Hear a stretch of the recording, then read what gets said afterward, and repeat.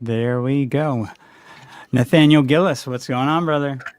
What's going on, my man? It's good to be with you, and I'm excited to talk about the research. Thank you for having me on. No problem, and thank you for being on. It's been a long time coming. I've been trying to get, or well, talking with you now for probably the last year and a half, on and off, since I first saw your work, and I thought it was fascinating, and thought that you were onto something that a lot of other people were ignoring, especially around all of this UAP, a lot of it which I think is nonsense, but a lot of it which has to do with the occult, and which people who are into UAPs and UFOs have seem to have no clue about. And I thought maybe we could start there and start getting into just your thoughts on what's been going on with all this. Yeah, I'm still not convinced that the beings we're dealing with are extraterrestrial in origin. Now, people like to strawman my theory and say things like, "Well, Nathaniel doesn't believe in aliens." I never said that, right? But my stance, as it is right now, is that even though they may exist out there in the universe, the beings that are interacting with our species seem to be more like an occultist or here's Necronetics. We got to get there.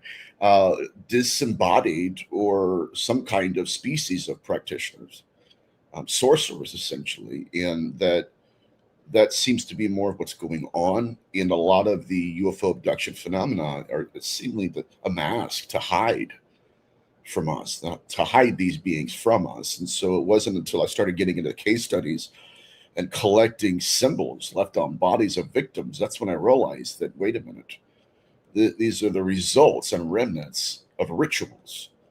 These people have been performed upon. Something has happened to them, and it doesn't appear to be just an experiment. These are rituals. And that's when I kind of got back into skin anomalies and collecting, like I said, the glyphs, the symbology of them. They are sigils.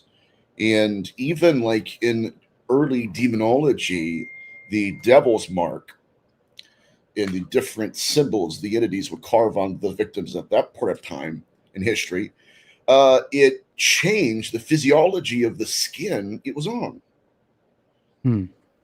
Blew my mind. It changed, like literally, it would almost go into necrosis, and that these sigils themselves had a supernatural quality to them. It's not like an earthly practitioner. There's something supernatural going on with this phenomenon. And it was at that point that I realized, like, oh, we've got our hands full with this one. It almost sounds like, because I heard you mentioning on a previous show you had just done not too long ago, the apports.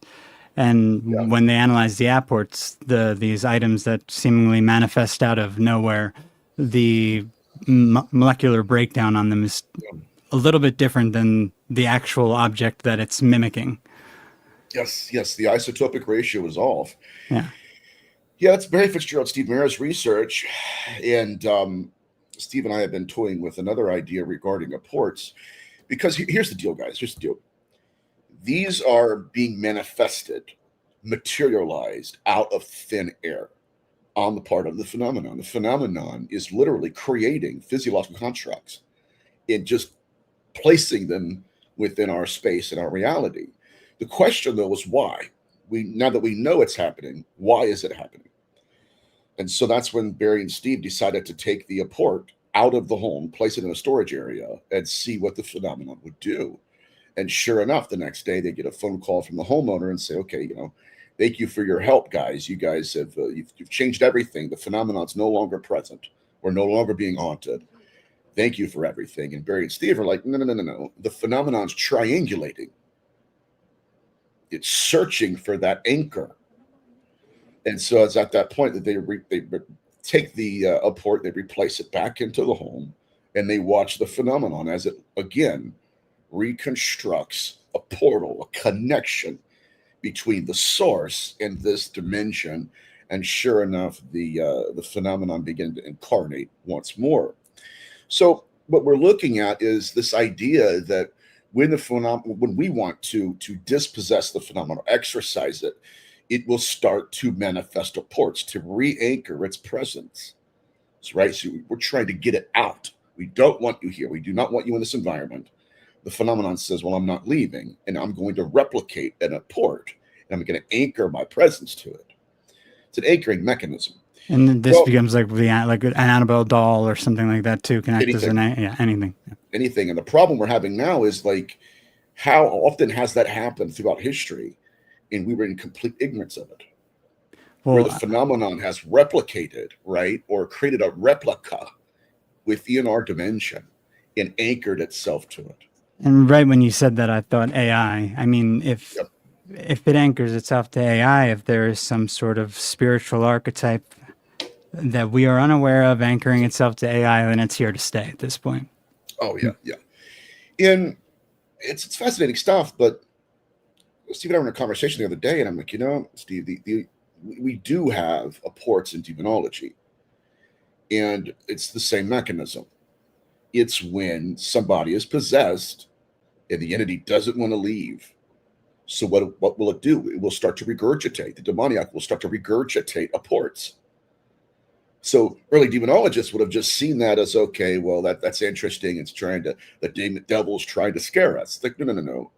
The phenomenon's trying to re-anchor its presence. It doesn't want to leave. So it's creating an apport and then anchoring its presence to it. So these are the same mechanisms. And unfortunately, a lot of this does lead to the occult. And I'm not even talking about like white magic, like dark stuff. And I believe 100% that many abduction encounters are the results of a ritual being performed upon these victims.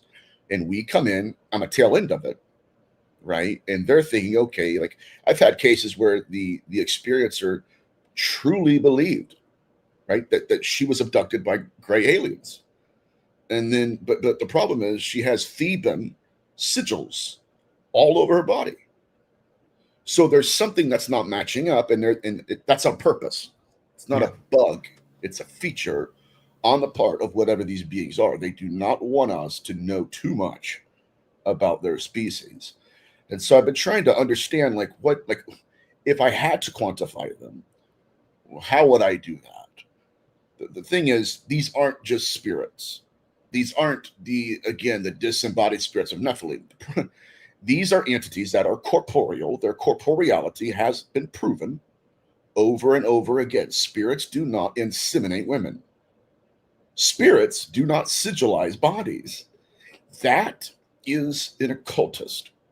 And so whatever these beings are, I do believe that they are formerly human beings, and that through rituals, many of them have devolved into becoming what we would call demonic. Now, let me unpack that. The church fathers, many of them had a theory on sorcerers. You can see that not just by their writings, but the way they buried them.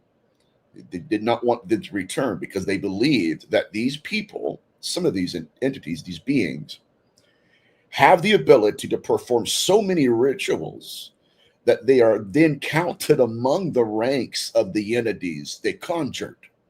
So they actually become like the entities they were working with. And there are different traditions. I'm going to kind of list some of them. They basically become initiated. They're becoming initiated by Yes.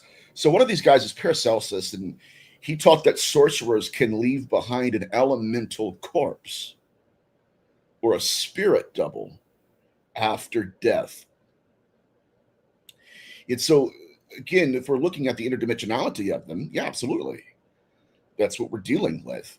But the problem remains, it's like whatever we're dealing with here, guys, there is a measure of transcendence on their part. And early demonology said, okay, like the height of their contribution was, well, the phenomenon can manipulate your perception of it. And I'm like, okay, I agree with that. But it's also manipulating reality, literally creating something out of nothing, a physiological construct, apporting, materializing an object in our homes. Now, the problem I'm having with that, my friend, is the fact that, again, we don't know how many times that's happened throughout history.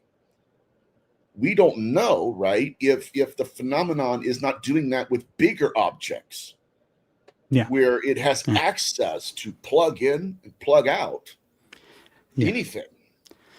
See, it's interesting because there was a book by, oh man, I forget his name now. He was a member of the OTO. Mhm. I think it might have been a branch of the Lama. And the book was on the worship of Isis and rituals to Isis that they did, doing it just purely. I couldn't even actually finish it because it was so insanely complex with how Yeah. mathematically even they get into these magical squares and whatnot. But something he said at the beginning of the book stuck with me, and it was that everyone who's ever made something appear, teleported, done something basically superhuman, it hasn't been because they were superhuman. It was essentially because they had the help Mhm. of a disembodied entity or a jinn. Mhm. Oh yeah, you're right. And I've also been looking into that because there is data to suggest that not just that they're sorcerers, but they are working with something or someone. Someone recruited them. Someone gave them these rituals, and then through the performance of them, they devolved into the same kind of being. Essentially, that's a theory. Yeah, yeah, But Kenneth Grant was the heir to Thelema, and hmm in his book, I think it's called "Outside the Circles of Time." yeah. I think it is, and he talks about this. And again, you hit the nail on the head earlier when you said a lot of ufology misses this. I think it's some of them don't want to talk about it because of the implications, but I think that if they knew what Kenneth Grant said, it would kind of put a little bit of some pieces together. Kenneth Grant is talking about the evolution of the phenomenon where in times past humans would worship the divine. And then he says, he goes, at one point they did worship deities, but now they're going to start worshiping the extraterrestrial. Then he goes, and by the way, we know they're performing ritual magic. What? Come on, Kenneth. Don't leave me hanging here, bud, right? What do you mean? Well, of course they're performing ritual magic because we have their sigils. What? And this gets back to these people that are always like, Nathaniel, why would demons or entities need a craft? It's like, well, why would aliens need sigils? Are they occultists? You know what I mean? It's insane. So They at want the least, worship. They want the worship. They need the belief. It's like that show American Gods. I don't know if you ever saw that, but the gods mm, in the show, the old gods start to die off when the people stop believing in them. They lose their power, and the mm, newer gods, like one is I think a technological god based on the internet, who's now mm, becoming the most prominent. He's competing with some of the older gods. I can't even remember the whole. I only watched a few episodes of it, but I know the basic idea, and it always reminds me of this when you bring this aspect of it up, the aspect of yeah, belief. Yeah. absolutely. Belief. Someone asked the Collins Elite one time. They said, "Okay, like, what would you recommend us to do if we're encountering these entities?" And he said, "Just don't believe in them. Don't believe in them." And so there is something to that. I just think that ufology needs to have an honest conversation about the data. I mean, I'm friends with a couple of other researchers. One's in Italy, the other one's in Brazil, and the idea here is that ufology is being dominated. Like they're constructing a narrative that's not true to the data, even to the point that the Virginia case study, the UFO and the aliens, the crash landed and everything, that's being pushed here in the States as just that. They're extraterrestrials. Yeah. And yet the people I'm talking to from Brazil are saying, Nathaniel, everybody around here knows that's not true. What? Yeah. There are people in the States that want it to be true, but it's really not true. Everybody around here knows that the sighting, like the location, these people saw the alleged aliens. That was a known forest, and it was known as an occultic circle, an altar to which an occultist had performed a ritual. They knew him by name. And after the successful fulfillment of the ritual, then you have the incarnation of not just those entities, but other entities as well. And so here comes American ufology. Oh, no, no, no, we can't have that. We're going to snip it. We're going to copy. We're going to cut. And we're going to construct a narrative that's not true to the real case study. And that's what we basically have. And this is why it's frustrating for me at times when people hop on chat rooms and stuff, and they're like, Nathaniel, your theory is wrong and blah, blah, blah, blah. It's like, okay, look, everybody has the right to be wrong, including me, but we at least have to be right with the data. We can't just ignore it. Yeah. And the data does suggest that whatever we're dealing with is far more local, potentially formerly human, and these are high sorcerers, an entire species of such. Okay, and I love that you just went here, because now I think it's a good segue for me to bring up some of the things I've been wanting to bring up with you. All right, buddy. So I don't even know where to start. Let me think. All right, let's go back a little and talk about something I remember reading Rudolf Steiner said about the rising of Ahriman, this Ahrimanic force that was going to come with the technological age and the eighth sphere, what he called it, which was essentially like an invisible world that was already around them that would eventually manifest here, and it would be like a hell where everyone thought that that technology they were being shown was magic, and they wouldn't even ask how it was done. They would just be so fascinated with it, they would accept it, and it would be basically like an antichrist type of situation. Yeah.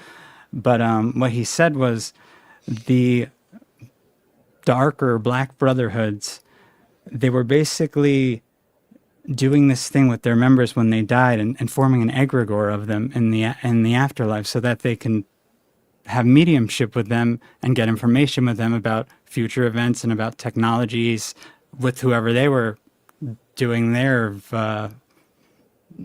communications with in the afterlife. And they were trained to do this when they died, to know how to then at least transmit something to the medium. And this just gets stronger and stronger the more belief is actually also put into this egregore, and they're tied to it once they take their initiation into the brotherhoods. So he was like, this is why Steiner didn't really like mediumship. He also thought that a lot of it was you were very easily tricked when you were acting as a medium. I think he called Annie Besant. I think it was Besant was the medium. I don't want to say the wrong one, but whichever one was the medium, the main medium in Theosophy. He actually said she wasn't the brightest bulb in the shed. She kind of was just getting information and just regurgitating it. So, that's one thing. Yeah, you're right. The whole medium concept to me is highly dangerous. We don't know what we're dealing with. And if the phenomenon has proven anything to us, it's the fact that it will completely manipulate the situation. And there are cases, even in the Skull experiment, where once they opened the portal through mediumship and channeling, something else incarnated. And it led them by the hand through various initiatory practices, through initiatory archetypes, mind you. And then at the summation of the experiment, they didn't know how to shut it down. Like the phenomenon had guided them step by step. Oh, we're deceased scientists. Yeah. Oh, yeah. Well, we're guides. Okay, yeah, we're extraterrestrial. And then at the end of it, a portal manifested in that room. And now I've been told that hundreds of NHI incarnated, hundreds, floating around, walking around the room. And one of them looks at a psychic medium who channeled it and said, "Hi, I'm your guide." And then they freaked out. They freaked out.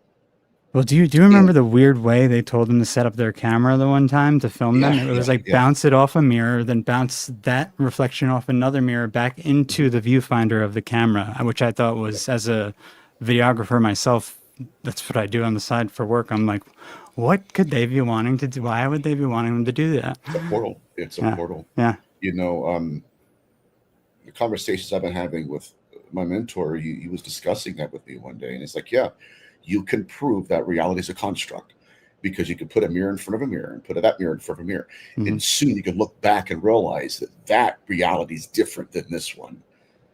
So what we're really looking at, if I had to kind of frame it in words, is that thanks. That's I my do have boy. a hat. My boy. You know what? Gabe. I'll tell you why. Because I got a bad hair day, so my hat game has to be on point. But what we're really looking at is the fact that we're starting to study the parts of the construct that are malleable. You know, when you're looking at the Matrix, the reason that they knew it was a Matrix, first of all, is because they saw the black cat. There was a measure of paranormality present. Yeah. That's when they realized there's a glitch here. And that glitch is indicative of a control matrix, a construct in which we are a part of. And sometimes in passing, we'll make eye contact with the glitches. And so what we're doing, and my colleagues and I are doing, we're looking at the glitches. And we're seeing, okay, that's evidence, right, of a construct, an artificial habitat, at which whatever these beings are, they seem to have control over some of it, if not all. Okay. And now the second thing I was going to bring up was actually more probably in line with what you were speaking about, and that was how close these people are, the practitioners in the occult, to what's going on. And it seems like how these people are also very close with intelligence agencies from the very start. We have Crowley, intelligence agent, MI6, I believe, working for them in the, I guess, the depths of Hitler's army. He's getting information, sending it back to MI6. We have Jack Parsons, who's obviously working with NASA. He's not really intelligence, but he's in the vein of that. And then we have, what's his name come over, who starts Scientology up, Hubbard. L. Ron Hubbard. Yeah. Strolls through. Now he's intelligence, apparently. He's some sort of naval intelligence. And then they start using his programs that he was using when he does the go and clear method with all the Scientologists. They start using that in interrogation methods in the CIA. Like the Alice in Wonderland method is his method, apparently, that he was using. So it's like, they're very connected. And even in ufology, secular materialistic ufology is dominated by 3-letter agencies, right? Yeah. They're present through and through. And I've had conversations with ufologists in times past where they've told me in private, like, it's hard to even take a lot of ufology seriously because even some of the whistleblowers, again, they're intelligence. But whatever we're dealing with, we're starting to prove that reality is a construct, and the phenomenon doesn't want us to. You know, like in that moment, like in the movie, rather, the Truman Show, when Truman is going around the set, he goes to a grocery store, right? He starts to realize there's something off here. And so it was at that point that you see the control matrix start to be manifested there. They're like, okay, look, you can't go, but you can't go there. Why? And so he looks and he goes beyond the bathroom. I think it's the bathroom doors or something. He looks and it's a set. He's actually behind the scenes. And so that's when they had to kind of goat him back out there, you know, get him back into the program, reassimilated into the set itself. That's what we're looking at. Each and every time someone in our species gets too close to seeing beyond the construct, right, the phenomenon will take them out. It will threaten them. It will start visiting in their homes, you know. And so, or someone really working for the phenomenon. Yeah, that too. Yeah. And so, like, what is that? You know, Albert K. Bender was doing the similar kind of research, I guess. You know, he studied ufology and aliens, more so UFOs. But he's in bed one night, just sleeping, and they pull him out of his own body, and he's hovering 3 feet above his own body, and then they start speaking to him telepathically. Okay, stop it. Stop looking into the universe and its secrets. And then the next day, he's like, okay, and he's recording this in his diary. He goes to the cinema and he sits down, eating popcorn, watching a movie. He's the only person in his row. He looks to the left, and there materializes a man right next to him, glaring at him with red eyes. You know, he realizes the implications for our species and for his own research. He writes a letter to his best friend, telling him about everything that he was researching, all of his conclusions. He mails it. The next day, he gets a knock at the door, walks out. There's like 3 or 4 different men there, black suits. They hand him his letter. Like, again, this is a little bit more along the lines of John Keel's ultra-terrestrial theory. Mm-hmm. And that's what I believe we're dealing with. And whatever these beings are, they are in control of a lot of this construct. You know what that story reminds me of that you were just describing of that guy's experience? It reminds me of Donnie Darko. So you have a apport that comes through, which is the engine of the plane. He is brought out of his bed in the middle of the night by an entity with large eyes that kind of looks like a bunny rabbit, but also could be, you could imply that it might be some sort of ultra-terrestrial or something otherworldly. And then you have the manipulated dead and the manipulated living all trying to direct him and manipulate him into doing basically a Christ-like task and sacrifice himself to save the tangent universe that he came from. Mm-hmm. And I'm just like, I mean, you also have that director who did like 2 movies. His last name is Kelly. And it starts making me think Edward Kelly, John D. Right. How long have these families been around? What is their, and it seems like their end goal is just to push everyone to manifest some sort of transhumanist future where they can live forever. And it seems like they might have been promised that by something. Yeah. Something, right? Something. Yeah. And something has recruited these bloodlines. Definitely. And that's why when people say, okay, you know, these are all demons, they're all demonic, it's like, well, we've got something else here too. If that is the case, we've got something else here too. And that this gets back into the sigilizations that we're witnessing in the field, where a lot of these are Theban, they're goetic, and these are earthly sigils from Earth, from actual occultists who created them. So why would an extraterrestrial, again, use an earthly sigil from an earthly occultist, right? Or even a demon for that matter. So it leads me to believe that someone has been recruited, has been initiated, and through ritual and conjuring, it has changed their, I guess, existence, right? Existence. It evolved, or they devolved, and now they are counted among whatever these beings are. And that would explain a lot. I mean, again, these are not truly incorporeal. Some of them have bodies. And that's what unnerves me the most, is like, if you start getting in these case studies and talking to experiencers, they'll tell you that. They may not know what it is, but they will tell you, yes, whatever this thing is that I copulated with, there was tangibility to it. It was very physical. And so that's where I believe that the research is heading, and I'm fascinated by it because I don't see this kind of research being done. You know what I mean? It's not to, like, I'm not bragging or anything. I'm just saying that I like new research, and I'm kind of get tired with the old narratives. Yeah, and so it's interesting that you have this tie to intelligence with all of this nonstop.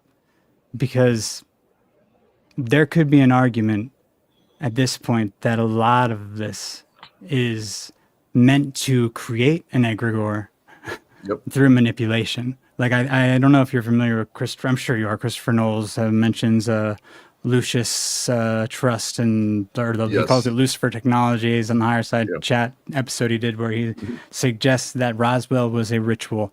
It wasn't. It was actually the occultist put something up so that when it crashed and when people heard about it, it would start creating the egregore of everything that they actually wanted to eventually have in the minds of the populace. That's fascinating. It's a fascinating theory because it kind of goes into Collins elite research, which is also fascinating, mind you. I mean, a lot of people kind of frown on the Collins elite and they're simple folk. It's like, no, these were physicists. They were sophisticated. You know, they were very sophisticated. But their theory was that it's kind of like Jacques Vallée's theory in a way, where the phenomenon was simulating crashes. Simulating, like literally creating like a theatrical production to make you believe something has crashed when nothing has. And even Gary Nolan recently came out and said that, he and Dr. Pasuka were looking at metamaterial that was allegedly given to us at a crash site by the phenomenon. And when they actually looked at it, it wasn't extraterrestrial. It was of earthly origin.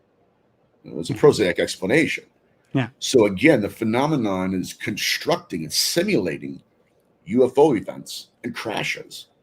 And what's really going on there? That's the question. And it does seem to be that we're characters in someone else's story. Yeah. And then also, so the idea of these archetypes that are possibly manifesting, you can make an argument that you have like a source consciousness, whatever that may be, that creates this place. And then it needs to be able to understand itself. So it needs to split. And then that splits into archetypes. Let's just make it very simple. And those archetypes create worlds. Say we're one of the worlds. Those archetypes are positive and negative because there's a law of polarity. You need to have good, you must have bad. Bad, you must have good. Both must exist or neither exist. You can't have one without the other.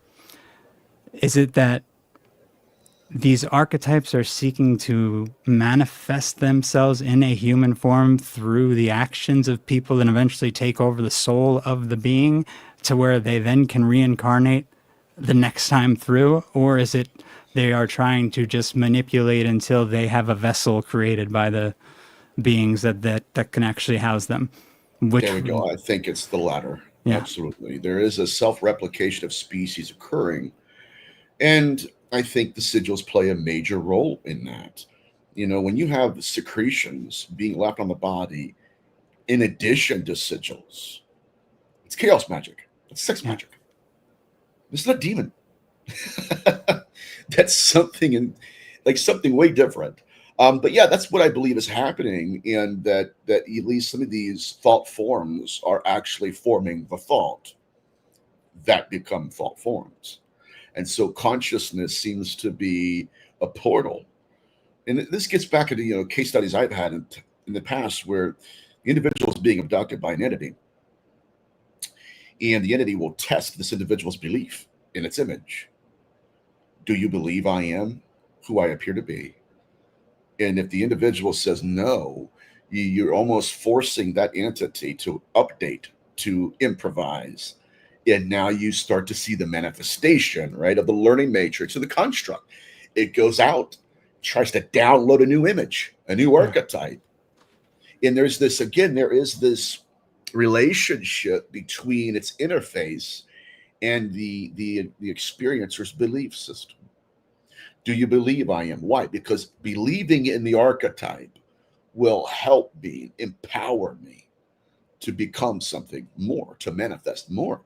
And when you get into like Steve Mayer's research, he's had cases of poltergeist activity where the phenomenon is actually baiting the gaze of the experiencer and the researcher. So like one day they were, I think it was him and his team, they were researching and investigating this poltergeist house. It's crazy, a poltergeist case study rather. And they heard something fall off a wall. But when it hit the ground, it shook the whole house. Boom. And they're going, that's weird. So they go back in there thinking something really heavy fell off and hit the floor. No, something very small. And so they put it back up on the shelf and then ran an experiment, ran a test. They knocked it off. This time when they knocked it off, it barely made any noise at all. It certainly didn't shake the home. But what they noticed was that now they're interfacing with the phenomenon, and now it's feeding off of them, and it's getting bigger and more powerful. Yeah. So there is this symbiotic relationship between us and the phenomenon. And I think that if people had that understanding, it would be a good foundation to then go and research CE5. Yeah. Because the evidence says that that's not even a self-initiated event either. It's the phenomenon turning our eyes to see, and then the phenomenon incarnates. So we're just now learning this, I guess. It's sad, but it's true. Well, I know me and you have had the discussion just even about Stephen Greer.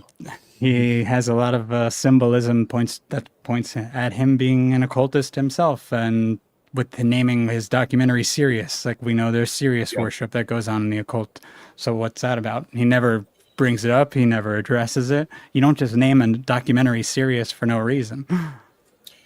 it's through and through, brother. Even Skinwalker, they have some kind of AI or some kind of program they're using to do research out there at Skinwalker Ranch. They call it Satan. I think I've heard about this. There's no reason for that, right? Unless you're just trying to make a point. But this kind of goes in the direction of, it's really uncomfortable. But when you look at what Diana Posuka has said in the past, where she's talking about rituals being performed before they do space launches, who are we performing these rituals for? How do we know? How do these people know which rituals to perform? They're in contact with something. Something is giving them instructions. And so I think, again, that's why disclosure will never happen. I put that on my Instagram page last night. So, disclosure will not happen. Yeah. It did thousands of years ago. Yeah. We just don't want to see it. We don't want to believe in that model. But at the same time, again, that there is a faction within ufology that they're very well aware of this, Chris. They have altars. They'll go to conferences and say they're extraterrestrial. They'll go home and they'll build an altar. So it's insane, really. And now also, all right, perfect. This altar thing, that's another thing with the intelligence agencies, because we see that they take the idea of the altar from the physical world, and now they start bringing it into the psychological realm and creating altars in people's minds and of personalities. And I don't know if what they believe they're doing is conjuring certain non-incorporeal, like I guess what would it be? Either non-corporeal entities or beings that have passed on and are still somewhat in the field, or if they're just actually reprogramming the person's personality or what. But they still call it an altar, and they still have an anchor for each altar. So it's like, what's going on with that? They know. And it's like I was talking to a friend the other day about disclosure. It's like, all right, what kind of reality, what kind of disclosure would destroy all models? Like, why are they not wanting us to know? What are they not telling us? And I think I know a little bit about it. I mean, if we're dealing with a species that is in control, right, that they are, I guess, higher up on the food chain, then it would kind of call into question everything. Yeah. Everything about us, like even free will. Even free will, my friend. You know, again, I was talking to Steve Mayer about this a while ago, where him and Barry were experimenting with the phenomenon. The phenomenon was giving them information of the future events. This is where you're going to be. You're going to be at this conference, at this location, at this time of the day, at this part of the month. No, we're not. Yeah, you are. They get an email. Boom. We got to go there. You know, it got to a point where, again, this is like the Truman Show. You know, where Truman's in his car, right? He's realizing, oh my God, it's that same VW bug passing by. This is going to happen. That's going to happen. That's when they started messing with the phenomenon and saying, okay, if I know that I'm going to do A, B, and C tomorrow, I'm just not going to do it. Right? I'm going to try to mess with the system. Yeah. To stop this thing from happening. That they've told me. Sure enough, it occurred. They were at that location at that time. Can't stop it. Yeah. Regardless of what they wanted to do. So whatever we're dealing with, and again, it is precognitive, but it would seep down into, well, do we have free will at all? Are we characters in someone else's story? And that's pretty much the darkest. Yeah, it definitely is. And then, I mean, this reminds me to something closer of the like Valentinian Gnostic sort of view on things, where like the demiurge created this place, and the entities here, they're like tricksters, or they're negative. Some are positive, but it's really the positive consciousness isn't what runs here, but it's necessary for that to be the case, because like I said, you can't have the type of love we experience here without that polarity, which I think that's where a lot of the certain Gnostic types go wrong, because then they're just automatically like, get me the hell out of here. It's a prison planet. There's nothing to learn from here. So, I mean, it's a fine line to walk, but what the Gnostics think is that this is possibly what's going on. There's something pulling the strings. Now, how you confront that without confronting the minions of it. Well, it's an uncomfortable conversation to have. It I also think means for that, the religions everyone's been yeah, given. you're right. You're right. But there's things in the Bible that kind of points to that. I believe it was Paul that said, things that we do see are made by things which we do not see. Yeah. There's something else out there that is holding this construct together. And not just that, but it's holding up and controlling our perception of the construct. Mm-hmm. When you get into abduction accounts, the phenomenon will go out of its way to maintain a certain narrative. Mm-hmm. Now, like where an individual think that it was all love and light and everything was great. The encounter was meaningful and beneficial and all this. And then in addition to that, later on, the phenomenon will even give them synchronicities. Right? I was Synchronicities just built thinking of that into before. the program, brother, Yeah. to where it will reaffirm their memory of the encounter. Only then, but here's the problem again, only then they go and do memory regression, realizing, wait a minute, none of that was true. So if that wasn't true, the synchronicities weren't true Mm-hmm. either. Oh my God. So you see that again, it's this control matrix that if anyone, for any reason, if they get beyond the masks, beyond the archetypes, gone. We have to take you out. We've got to adjust you. Because why? Because we've got to maintain not just the construct, your perception as a species of the construct. Yeah. And so this would be along the lines of Dark City. Yeah. Yeah. Very Great much movie. so. Great movie. Oh, yeah. It's interesting too, though, to think that. So, say in the case of like a Jesus figure. Mhm. Now, if whether or not he walked around and did the things they say he did, whether or not, see, there's going to be a difference as to whether it's an idea based on something or whether the whole thing was a manipulation from the start and all the experiences in that are a manipulation. Because if it's just like, hey, write about this, or there's a guy, let's make this guy into something bigger, but you've written about something now that can create a positive egregore because the belief has become so strong in this savior-like consciousness, this figure. So now they've created an egregore that they might have to compete against for control, depending on how much belief people are giving that. And it seems like that egregore has a lot of belief behind it. So I don't know what that even would mean. I don't either, brother. I just think that belief has the ability to create. See, even some of the old USSR experiments, it's fascinating, where they had a practitioner, a psychic medium, stand in the middle of a room. They had the laboratory, the controls were on, lights are off. We want you to sigilize this piece of paper, right? You probably heard me talk about that in shows, interviews. And then, they moved it about 20 feet away from her. Next thing you know, there's a biofield manifested. Now, here's what people aren't realizing is that within that biofield were the intentions of the practitioner. Yeah. Yeah.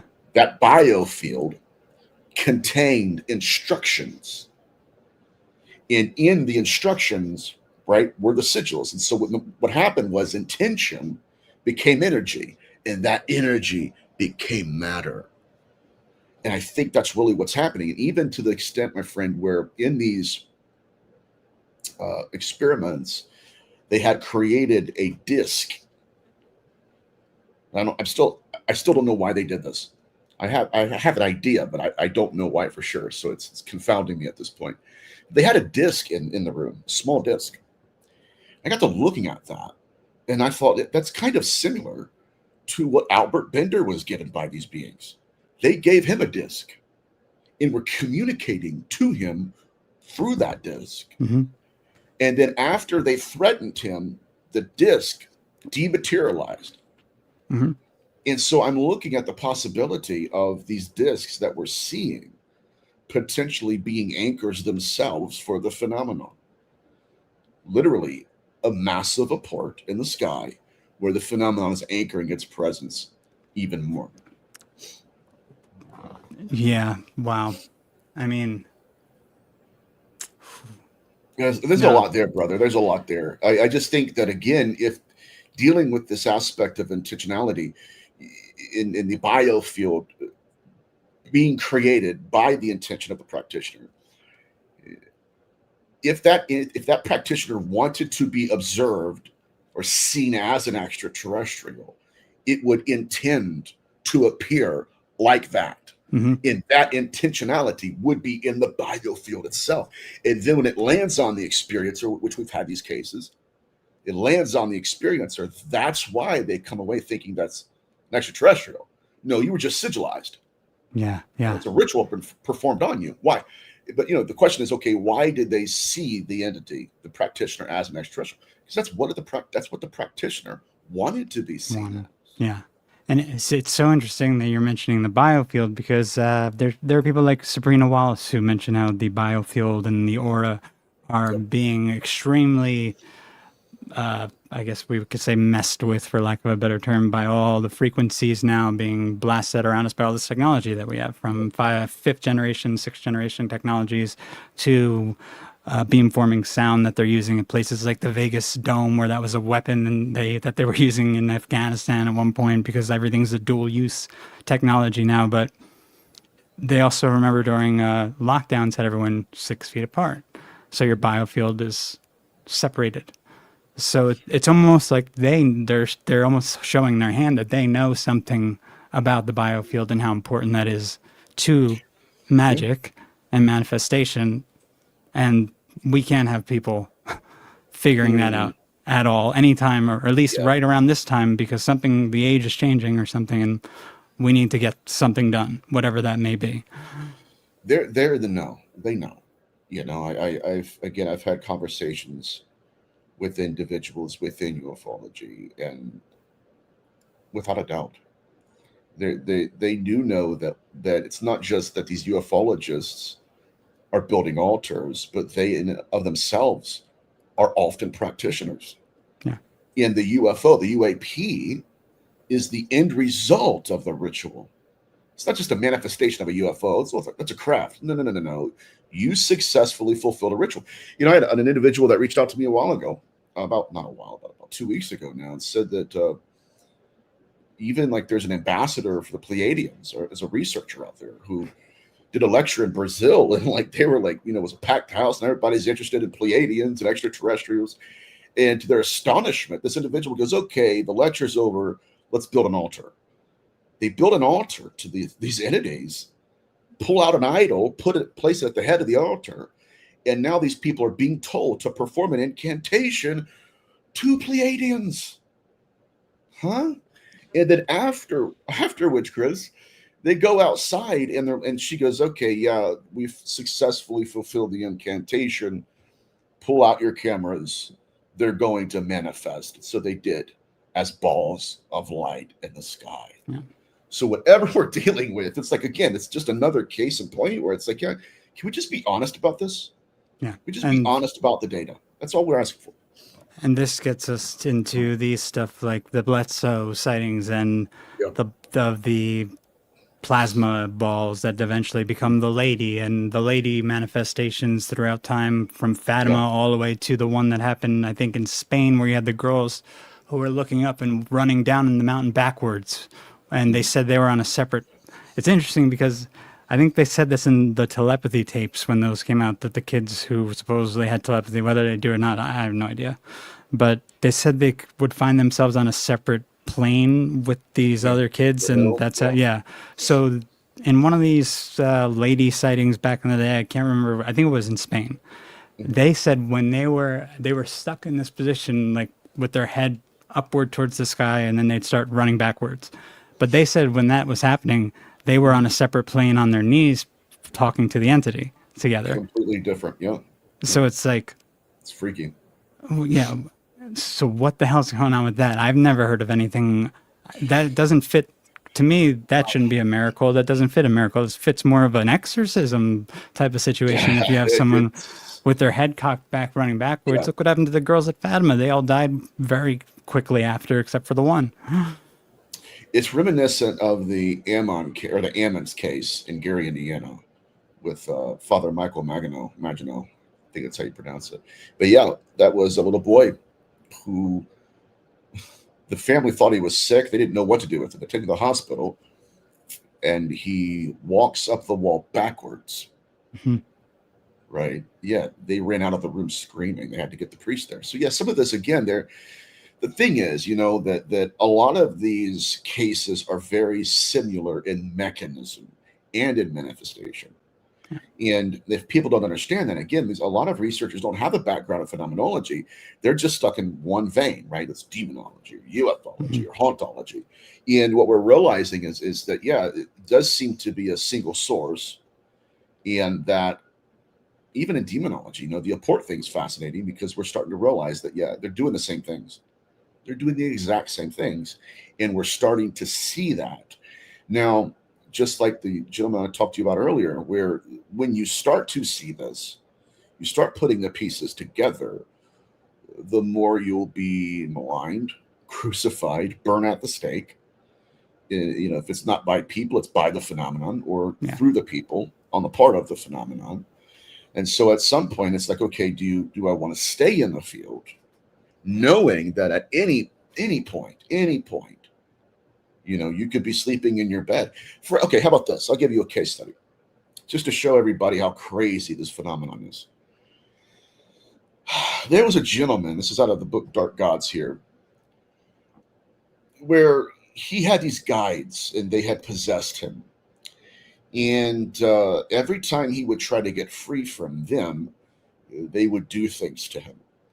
And so at one point he passes by a church and he hears a hymn being sung, and he's singing. It's really nice music. I really enjoy it. It's moving. He's like, I'm going to go inside. And the entities are like, no, don't do that. Don't do that. Do not go into that church. Well, he goes in, he looks around, he walks back out, goes home, goes to bed. In the middle of the night, he feels two very, very muscular hands around his neck and start to choke him to death. He's wrestling around for 5 minutes only to realize that they were his hands. So, this work is dangerous, and the phenomenon will do anything in its power to stop the real research from being done. And the problem is, as we proceed further, whatever is part of the phenomenon or phenomena, it's going to start being confused with technology, and technology is going to start being, and they might have always been the same thing. We just haven't. It's just technology we don't know about yet. We have no idea what is an etheric technology. Exactly right. I mean, and this is why when people say, okay, ufology does exist as a field, it's like, okay, it does until it doesn't. I mean, if we're dealing with the phenomenon that can create physiological constructs, that means that this thing will exist as long as the phenomenon wants it to, and then it will no longer exist. Mm-hmm. Is that a UFO? Is that a UAP? Is that a real craft? Sure, until it isn't. Yeah. Is that science, or is that literally? I don't know. I mean, if it is science, we're talking about a phenomenon that is in control again of reality itself, not just the UAP, not just the craft, not just our perception of it, but we're talking. And this has been proven. Like the Livermore Laboratories, what they were doing is they were performing rituals, and when they were successfully fulfilled, the phenomenon would incarnate something. It would just be on the table, and then they would have a skeptic, and then have an experiencer of the paranormal, both present in the room. They'd go to the skeptic and say, okay, go grab that off of the table. It's a 3D object. It's a construct. The individual will go over there, and her hand will go right through it, right through the object. They'll go to the experiencer. Okay, go pick it up. Between the first skeptic and the second experiencer, the phenomenon had solidified the object. Now she goes over, picks it up with her hand. It's real. See, it's real. You go do it. Hand slides right through it. Can't do it. Yeah. Whatever we're dealing with, it is demonstrating complete control. I mean, even in parapsychology, we're talking about researchers, parapsychologists who've taken the batteries out of the recorder, taken the tape out, Mhm. placed them down, and the phenomenon is transplacing audio onto the recorder. Yeah. You know, what are we dealing with here? Whatever it is, it wants us to know, right, that it is in control. And now the problem is the end game for it to incarnate, or is the end game just for it to continue to have control, because we have a group of individuals on this planet who think the end game is for them to somehow live forever. The Yep. people who I'm talking about, who we can at least interface with and interact with and see exist as billionaires or social engineers. And their goals may be different than whatever the hell they're interfacing with goals, and they may think that something's going to happen positive for them, and in the end, nah. So Right. when all this is going down, we're the ones we're all dealing with the after effects of their actions. So it's like, Oh yeah. if And not just people need to start seeing that, because the more and more they give themselves to these black mirrors and all the technology, I feel like they're playing right into it, right into the hand of these occultists, and they've written about it. oh yeah. And you're exactly right. There's evidence to suggest that the ritual is not just conjuring the others, but that the conjurers are the ones being conjured, and that the ritual is fundamentally altering them in the middle of the incantation, right? It's initiation, but it's actually altering them. And even with Gary Nolan's new research that I think he just came out with it not too long ago, or at least in an interview, he talked about it, where the phenomenon is now creating anomalies on the brain, actually changing the physiology of the brain through manifesting to people. Now I wonder if those brain scans were compared to, say, someone high in narcissism or psychopathy, how those would That would be look. fascinating, wouldn't It it? would Like, be interesting. Yeah. but yeah, so again, what are we dealing with here? Because I'm getting very concerned, and I think our government may already know this, that when people are experiencing the phenomenon long enough through ritual, that it's changing and altering their DNA, it's changing their genetic makeup. Yeah. And this is What are where we we get into dealing with? necronetics. And I Genetics, mean, absolutely. and we live in a culture that is obsessed with death, even if people don't see that. We worship dead things. I mean, materialism is the worship of dead things, usually. And if you break down anything far enough with logic, you can see the way the dead is just, it really is, that it's going to be a god. The AI is dead, and it is going to be the new Yep, god. absolutely. And you see that the phenomenon evolving. But yeah, you're exactly right. It is necronetics, and to what extent, I don't know. I just know that even in hybridism, that there was some form of necromancy present. You know, even with that Tewitt and Davies research on who some of these beings are, uh, in antiquity they had a word for them, and they were called the Uv, O-B, but it's pronounced Uv, and it's a Canaanite word, and it means revenant, one who returns. You can't return to a place you didn't that you weren't there already, right? Hmm. So what are we dealing with? There was the theory that whatever these are, they were formerly human, and Yeah. they existed. And that the whole hybridism program, again with the Ood, that had three different definitions. It was an object that the necromancer would put underneath their tongue to amplify the voice of the entity. Check. Okay. The second one is the actual biological avatar of the entity that's returning. Yeah. Check. And then the third definition of Uv is the entity itself. It really is the returning entity. So you have the image of the entity, the amplifying device of the entity, and the entity itself. I think that's what we're dealing with in a hybrid. That's the biological avatar. That's the revenant that is returning. And Mm. it's amplifying its own presence in this dimension. It's anchoring. Yeah, and this gets back into, again, something I've created called the doctrine of in non-corporeal conception, where, you know, even with that Tewitt and Davies research on who some of these beings are, if these are sorcerers, it would explain a lot more than any other model would. Yeah. Literally, it would explain the sigilization of the hybrid mother and in the insemination of her as well. Why? It's trying to create an oof. It wants to replicate. Yes. And so I think that's what some of what's going on here.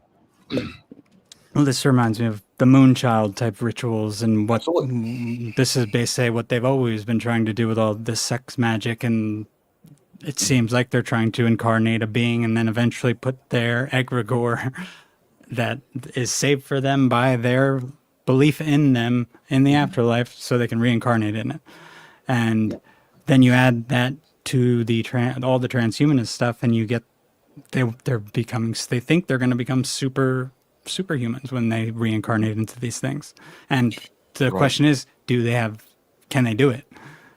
Are they going to be allowed to do it by whatever the hell the older source that has actually given them these powers in the first place, or these spells or whatever the hell they're doing in the first place? Yeah, they are being recruited, and I'm fascinated by this concept because I know here in the future I'm going to be stopped doing interviews and I'm going to go do in-home investigations. And I'm pretty sure I'm going to walk into cases where the sigils will be present. Mm-hmm. And I will have, okay, there was a practitioner here. And again, in antiquity, they didn't understand this. The argument was always, well, it had to be a spirit. But how is it a spirit if it's corporeal? It has a body. And even like when you look at the Incubi literature and Father Sinister of Amino, when they're asking these experiencers, what did you copulate with? Who did you copulate with? They had no answer for them. No answer whatsoever. They didn't even have a way to quantify it. Whatever that was, it seemed spiritual. There was rituals performed, but that entity was tangible. And so again, I still don't have the vocabulary to articulate what that is, but it would be someone who through ritual has devolved into another species. And that's why, again, we're seeing the same earthly sigilization, the same earthly rituals, because they're still performing their research. They're still performing their craft. Anyways. And this, it sounds like basically Tolkien.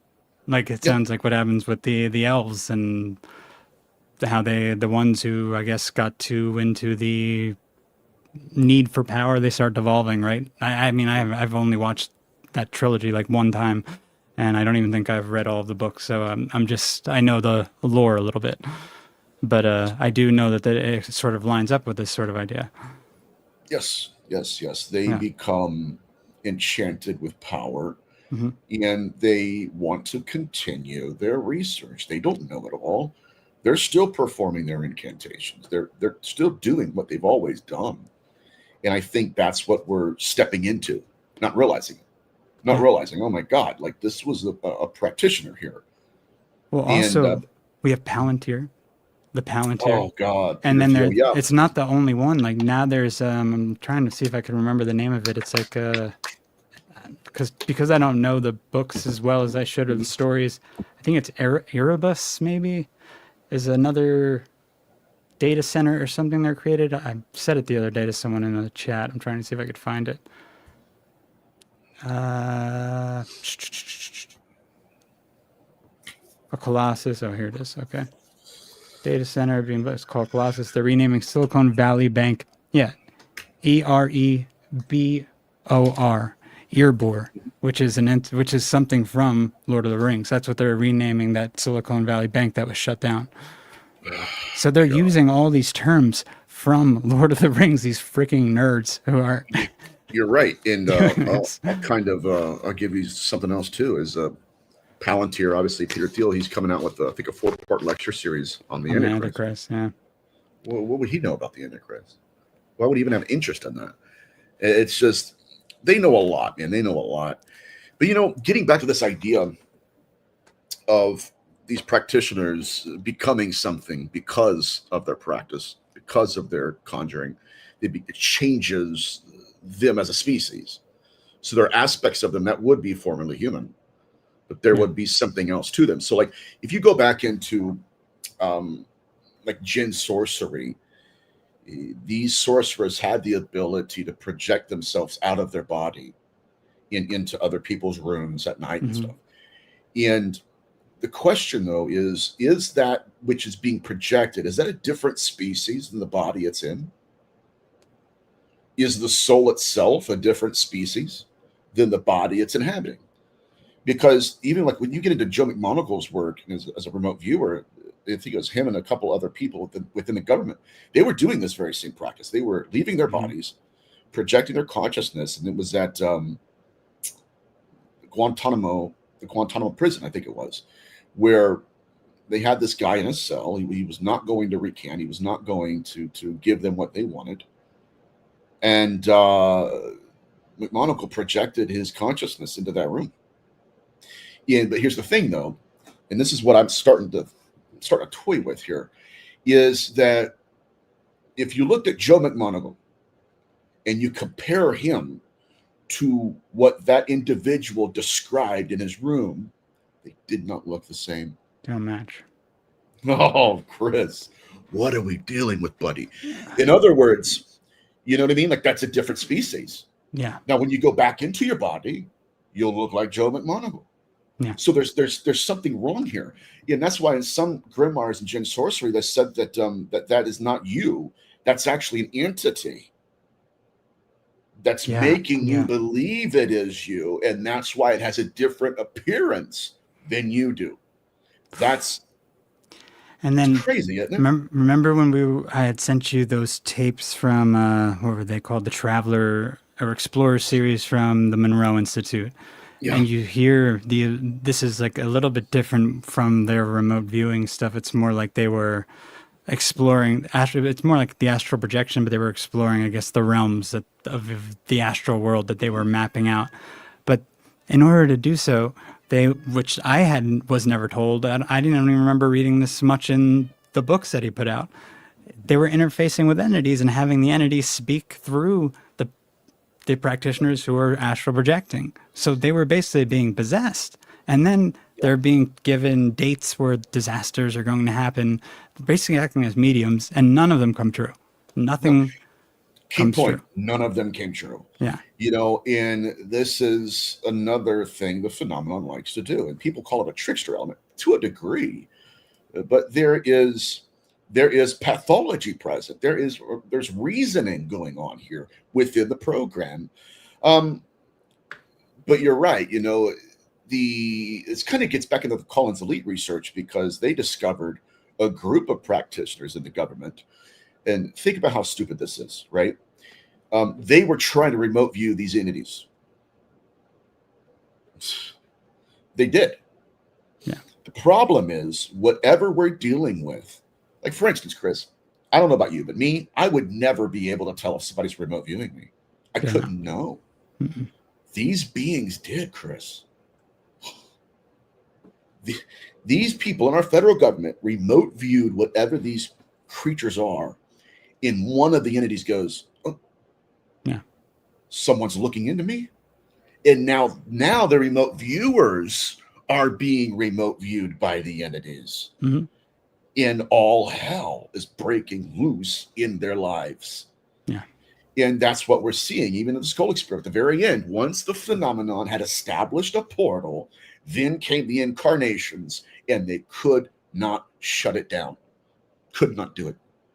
You want to cut communication off with a psychic medium? Go ahead. Turn the lights off, lock the door. But whatever has manifested and incarnated in this dimension, it's here to stay. That door is not shut. In each and every one of those people in Skull experiments, their lives were destroyed. Yeah. By whatever this is. And that's because these beings don't play by rules. I mean, and look at Crowley's life destroyed. Parsons destroyed. Bigelow's life, brother. I'll never go back to the Skinwalker Ranch again. Why? Because they stumbled upon something. And they realized, oh my God, first of all, we can't really release this data to the world because the implications would be too shocking for our species. But it's the same thing through and through. And that's why a lot of the research being done now, my colleagues and it, is kind of gets dangerous, and the phenomenon has manifested to us in times past. But I think it's not like, okay, we're getting all of the answers. No, I think we're getting all of the questions, but at least we're getting the right questions now. Yeah, yeah. I mean, the question is how long can this go on with the increase in high strangeness and absurdity that seem to be they both seem to be properties of this disclosure, sort of enhanced form of disclosure where we're just more and more people are becoming aware of what's going on around them, basically. How long can that go on with the simultaneous increase in technology that's going to be also harnessing some of these energies? How long? I don't know, brother. I can remember Geordie Rose giving a Oh yeah, lecture years ago, right? Talking about digital demons and that we are making quantum computers that will have the ability to conjure something. And he in his lecture was incredible, but it grieved me because he's like, look, guys, the life forms that we're going to conjure through these quantum computers, they will be unlike anything you have ever seen. You cannot even comprehend what they will be.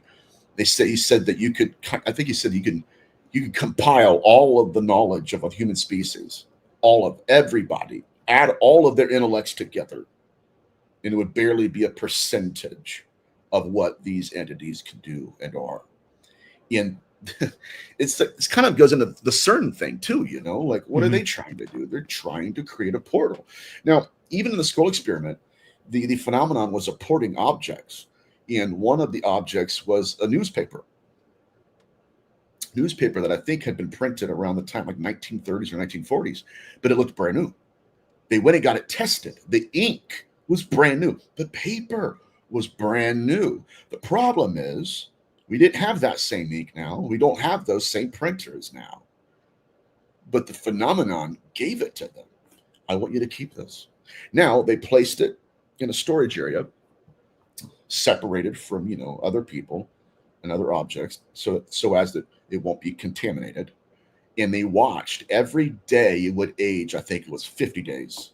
So every 24 hours it would age 50 days. And then finally, to their astonishment, it looked like what it should look like. Aged, right? The ink had been smeared and dusty and all of it. And it's the same thing with what the CERN has been doing, where they are trying to, like with mice specifically, where they were creating a portal and sending mice through. And then when they get them back, they've aged years. So again, when people sit there and say, okay, well, yeah, it's unclean spirits, I hope they are. Chris, I hope, buddy. Yeah. Because whatever that is, oh my God. We're literally talking about hacking the matrix. And when you look at Matthew Brown's testimony, when he was on with George Knapp and Jeremy Corbell, he basically implied, listen, not only do we live in a construct, but there have been people who've broken through the construct. And that's the guy who brought out the Enochian cipher from the other YouTuber, which that guy is interesting. I don't know if you know him at all. Yeah. But I don't know him personally. But I don't know if you've listened to much of his interviews, because he was giving an interview to someone, this Australian kid. God, I got to remember his name. I got to remember names better. But he starts telling, like, the Australian kid is interviewing him and asking him questions that I know as someone who's not an initiated occultist. I've studied the occult. I'm not an initiated of anything. This guy says he's an initiated occultist who's been practicing, I think it was left-hand path magic, but he doesn't have the answers for basic questions. And I'm like, what is going on here? Like, this is the guy who went on with George Knapp and Jeremy Corbell decided to source. Is there a reason for that? Like, is it? He is. Is it because the public just doesn't know enough, and they're like, who cares? Or is he Well, lying? Or is that guy lying? Which I'm I guessing don't he's think. lying. The I other guy, think not the guy on Corbell, the other guy okay. who made the. I think he's lying to that Australian kid, He acting might like have. he I don't doesn't know. know, but he knows. I think he knows, dude. I Yeah, think he that's knows. that's what I think it is. I think that Matthew Brown was not talking to us. Again, if you look at what he was laying out there, my friend, I mean, my God, he's talking about a Bromelain and Yeah. Enochian magic, Hmm. and Oh, um, he he was was spot on. deep into it. It Deep was just into when I got to the other guy, I'm like, he's lying to this kid? He knows way it. more than this. Like, why is He he does. lying? Why is he even taking this interview if he's just gonna lie the whole time? Then I'm like, oh, obviously I know why. I mean, that's what the left-hand path occultists do. They're lying to manipulate. So they're manipulating for some reason, and I wish I could remember what he was specifically lying about, Mhm. because it showed that what his intentions sort of were with all of this, and obviously it's not good. And the guy Well, you mentioned also, he looks like Crowley's son a little bit. I don't know if you saw that. I didn't, but yeah, it's fascinating to me. But I mean, you're talking okay. When I first watched that interview with Corbell and Knapp, I'm thinking, okay, this is cool. It's a whistleblower. Man, my mind was blown when he starts talking about Enochian magic and it's, what this is a construct, and there are people that have made it out.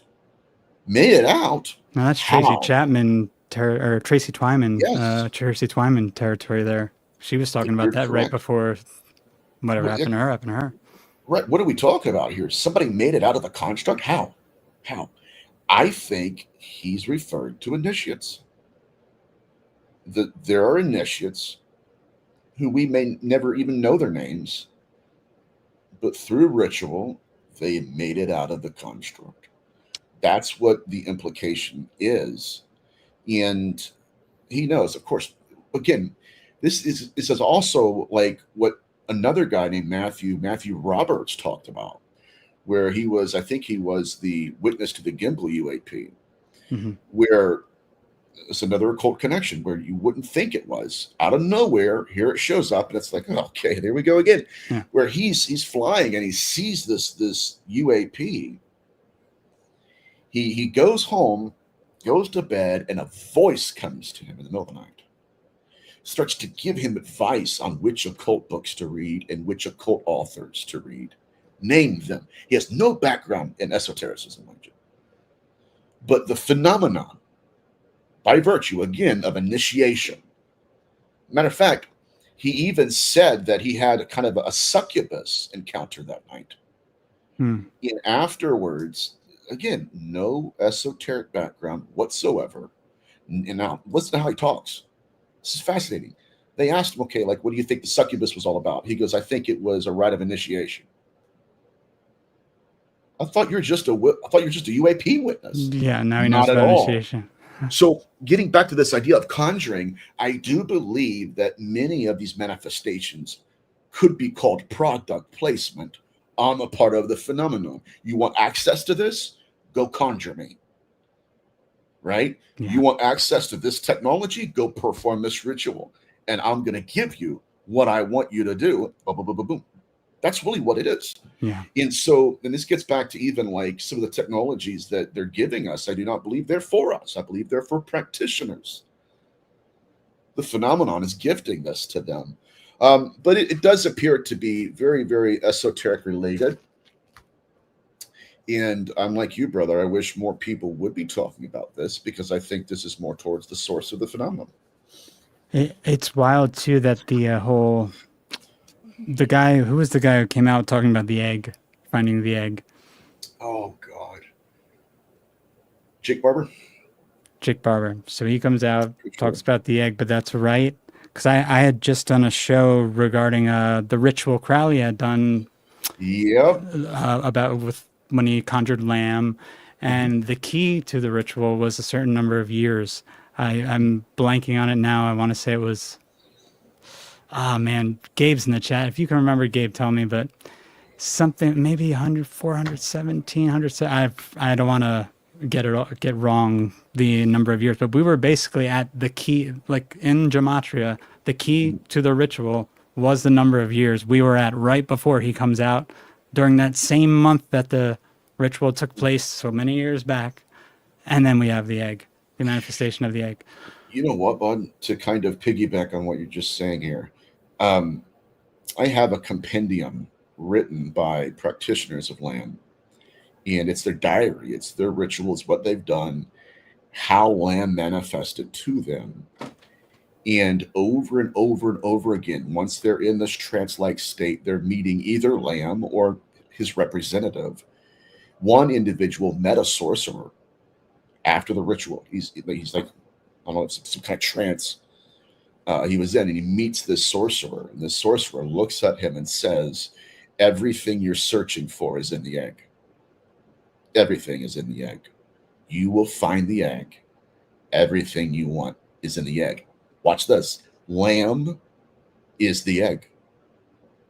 That's what they were being told. And I'm talking about dozens of them, brother. The same message.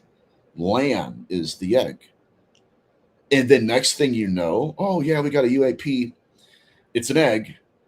You know what I mean? And again, if there wasn't a there, I would not even bother with this. Yeah. But since we do have UAPs recruiting people into practitioner, right? Well, yeah, we should have that conversation because they're going to bed at night and the phenomenon is whispering in their ear, go to this bookstore, go get this book, read this. You know what I mean? Yeah. And so we have the egg, and we also have the way they show the egg. It's like it looks like an umbilical cord going to pick the egg. So you have this divine sort of mother reference, and then you think of the lady, the divine mother that these other experiencers keep seeing and discussing. It does appear to be very esoteric in nature, and I think that's why the real whistleblowers, I hate to phrase it like that, but there are some whistleblowers, I should say, that are behind the scenes that have they're still not stuck, but they're still within the model of demon angel. And so I've always been a proponent of the following theory, that if these are demonic, we need to really flesh out what that is, because whatever we're dealing with, they are occultists. Yeah, and we're not getting much help on the other side of things. It doesn't, at least it doesn't seem like it. No, it doesn't seem like it at all. And the further this goes, we're going to lose our humanity eventually, because that's the path this goes down. Yes, yeah. We'll seek to ascend, and in ascension, we've devolved. Yeah. To idiocracy. And we see this repeated throughout history. Yes. You could see it in various different civilizations. Always happens. And we get warned about this. This in multiple stories. Atlantis, fall of Tower of Babel. Yeah, we reach a ceiling. We reach a ceiling as a species if we do not evolve to an extent. And again, I'm not an evolutionist either, but I'm just saying, if we do not evolve, we do not. And I hate to be, all warm and fuzzy about it, but if we don't care for each other, if we don't have compassion, just spiritually evolve, yes, consciously, then who knows what's going to happen. Yeah. But I'm very, very fascinated with this concept of people breaking through the construct and breaking out of it. Yeah. What does that mean? Because we've had historical figures in literature where they, like Enoch, he didn't die, he just broke out of the construct, brother. He becomes Metatron, right? Absolutely. How did he break out of the construct? And I do believe to a degree that some of these beings are,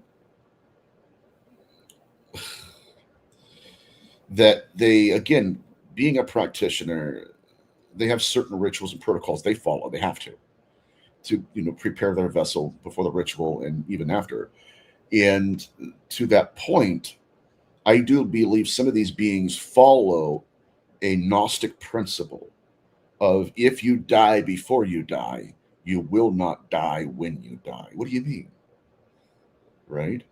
So that's what I do believe is happening, that we are dealing with initiates. But here's the thing. If Matthew Brown knows this, and he's saying, hey guys, look in this direction. I know you're looking over here, but go look at this for a second.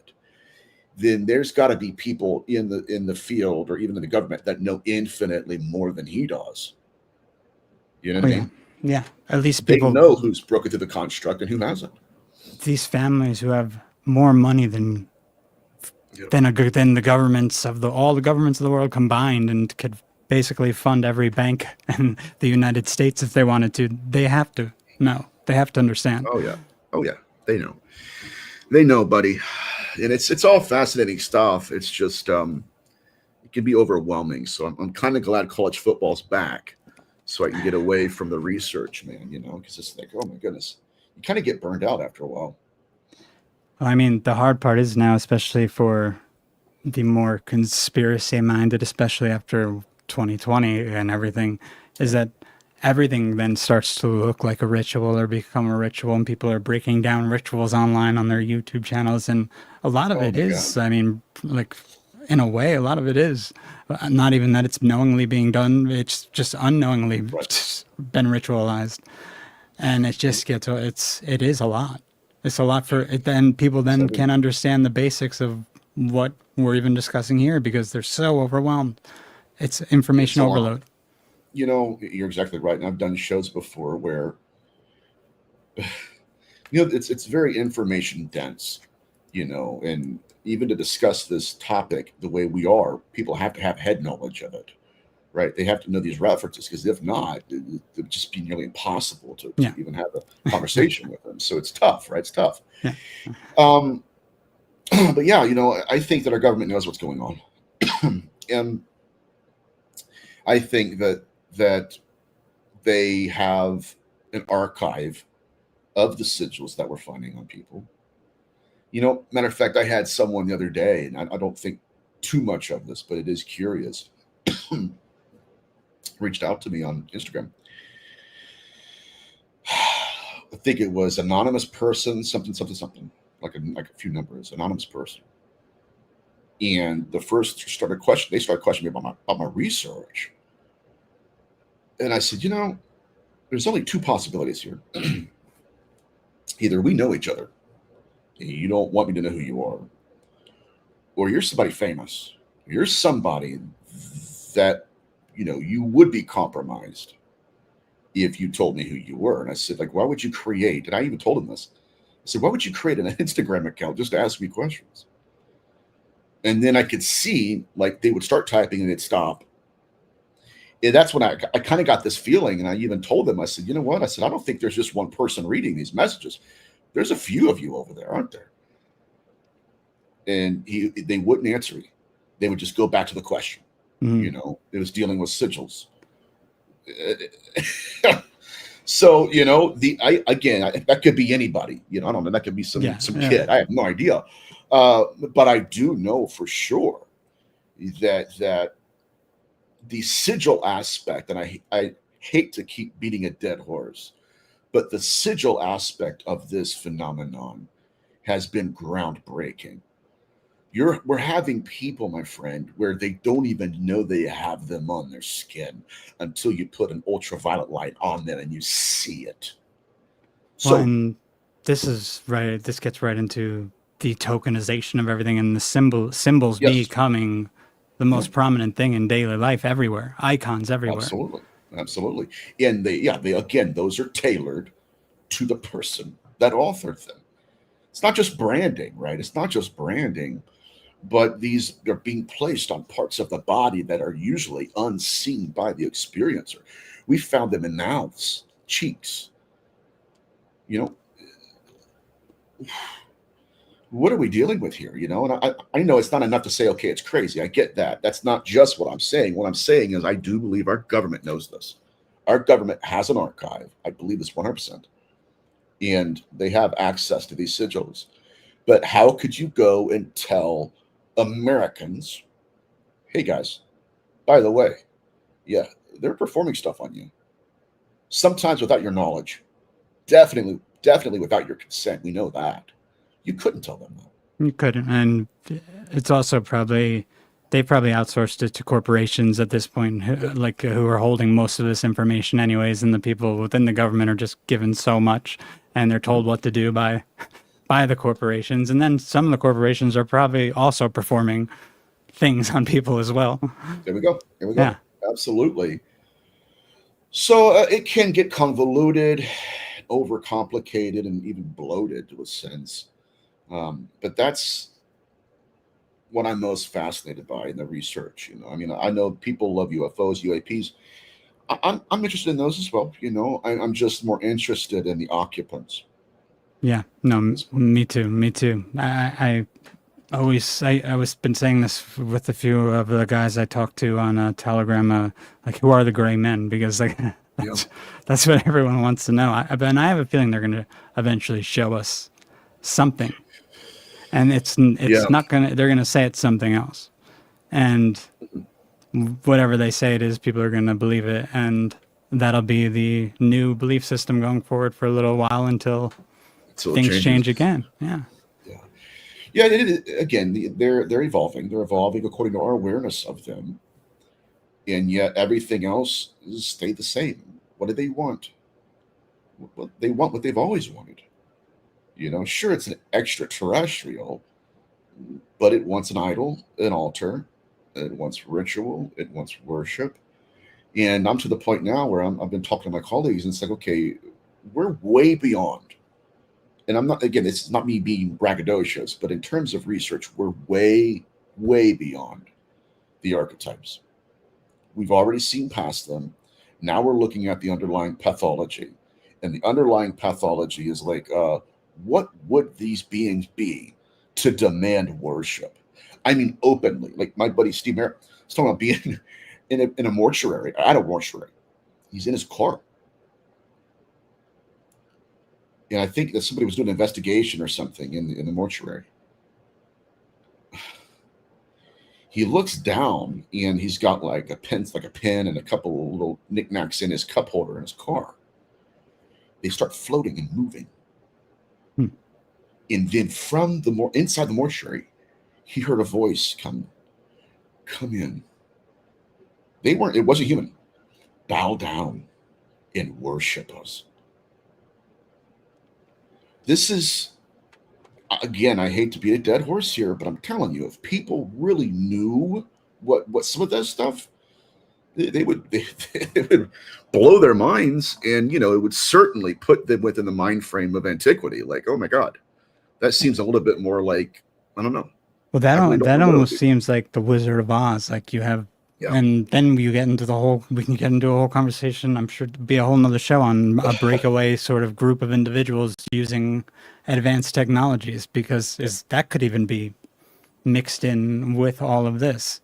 And they're using, I mean, we know they have voice to skull sort of technology. We know they have stuff that, I mean, everything's frequency and vibration. So even these entities are probably operating on this level.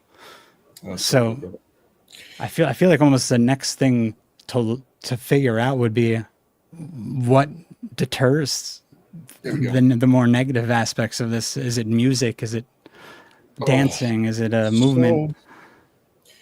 Well, I am sympathetic to calling on the divine. I do believe that there is a there. I just believe that, I know that sometimes it's not enough.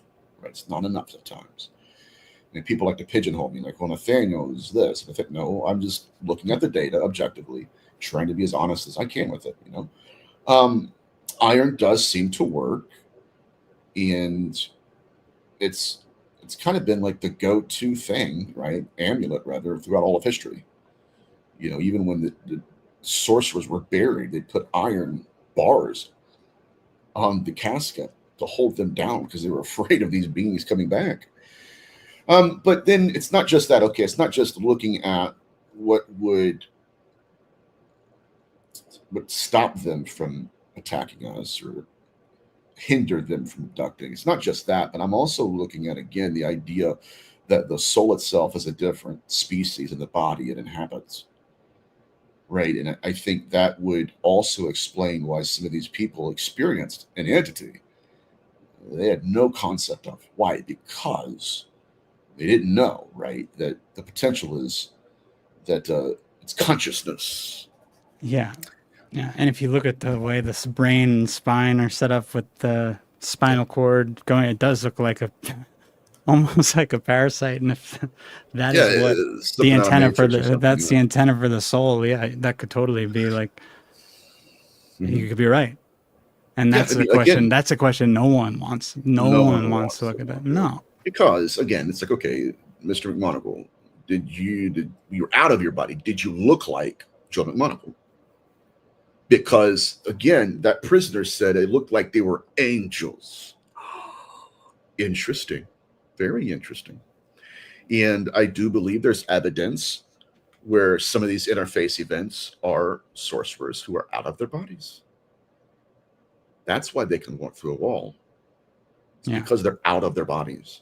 Yeah. And this gets back into James Frazier's work in anthropology, the Golden Bow, where again, practitioners would displace their own soul, but dispossess their body and place their consciousness in someone else. And here's again, Necronetics. If that is the origin of possession, then we've got a lot of things wrong, brother. A Yeah, lot of that's a things problem. wrong. That's going to be a problem. Definitely. That is going to be a problem. Oh, what do you think? Should we end it there? Oh, I'm good, brother. Yeah, I'm gonna go get some food and get prepared for Ohio State game tomorrow. So.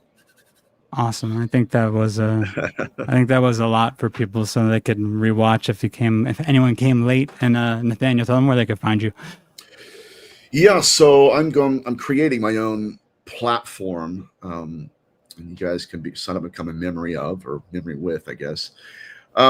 It's called Parasymposia. You can go to parasymposia.com and sign up for early access. Other than that, you can find me on Instagram. And thank you for tuning in and listening to me ramble. Appreciate it. Thank you for coming by, brother. I really appreciate you being on the show, and I had a good time with you. Hopefully we can do it again soon. Yes, sir, we will, bud. All right, brother. I'll talk to you soon. Bye, guys.